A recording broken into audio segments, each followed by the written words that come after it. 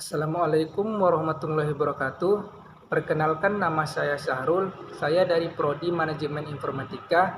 Baiklah, di sini saya akan meresensi sebuah film yang berjudul Sang Pemimpi. Maes Films dan Mizan Productions mempersembahkan film yang paling dinantikan tahun ini, Sang Pemimpi. Sebuah kisah lanjutan dari film terlaris Indonesia, Laskar Pelangi. Diangkat dari novel karya Andrea Hirata. Sebuah film dari Rili Riza. Bebaskan, bebaskan hidup kalian. Ambil resiko yang paling tinggi supaya hidup kalian menjadi lebih kaya. Ayo cantik, sudilah kau bagi bahagia dengan senyum sikit, kenapa? Astagfirullahaladzim, kita harus nonton film itu kan. Malam ini juga kan. Gembira, gembira, kita mesti gembira. 17 tahun hidup belum pernah pacaran. Hidup kadang nggak adil ya. Jengkali Afrika yang eksotis, jelajahi Eropa yang megah. Jelajah Eropa, jelajah Afrika. Ini harus jadi mimpi kita. Kau jejalkan mimpi kosong ke kepala anak-anak itu. Ini semua gara-gara kau. Mimpi-mimpi kau. Kita ini orang miskin. Harus dihukum segini, Hinan. Aku nak melihat ini dengan jalan Melayu sejati, Bang. Kau jangan pikirkan hanya diri kau kan. Ada seseorang yang luar biasa dalam hidup kau. Harga timah di pasaran dunia itu sedang jatuh, boy. Apa nak pengen bisa buat? Ya runtuhlah. Tak usah kau bicara ini, soal mimpi sekolah ke Paris. Kalau tak punya mimpi dan harapan, orang-orang macam kita ini akan mati kan. Sebuah kisah tentang kegigihan mengejar mimpi. Memperkenalkan aktor pendatang baru dari Belitung.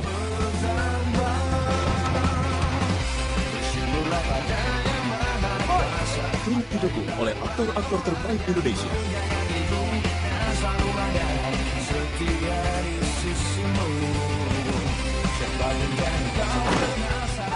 Serta penampilan khusus dari 3 musikus Indonesia.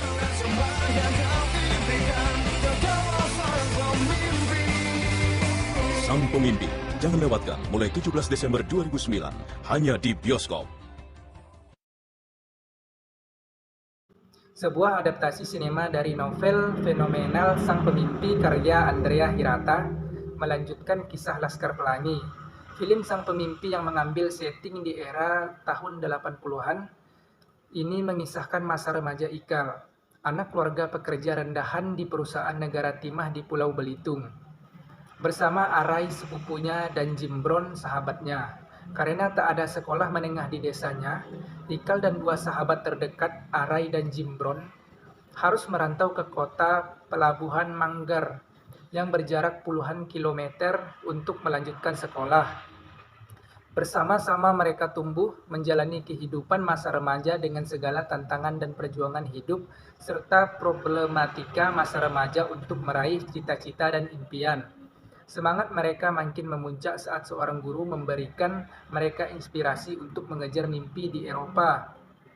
Namun, problematika lain muncul, tak hanya soal sekolah dan bertahan hidup, tapi juga cinta.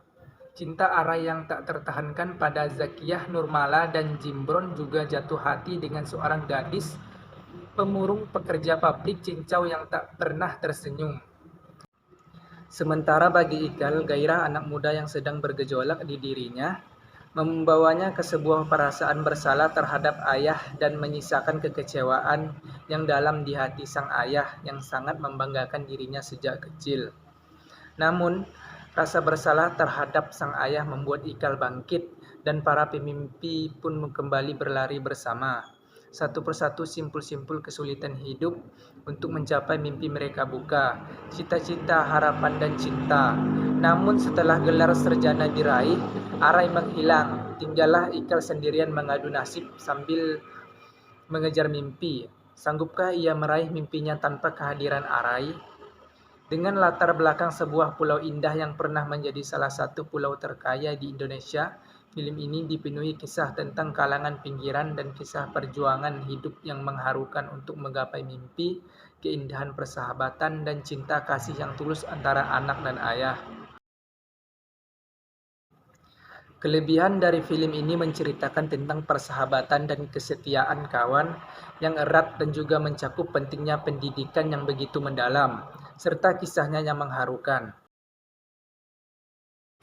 Ending dari film ini kurang banyak memperlihatkan bahwa mereka memang sudah sampai di Paris. Malah lebih terkesan menggantung. Percakapan di akhir pun kurang dimaksimalkan untuk bisa membuat penonton lebih terharu dan terinspirasi.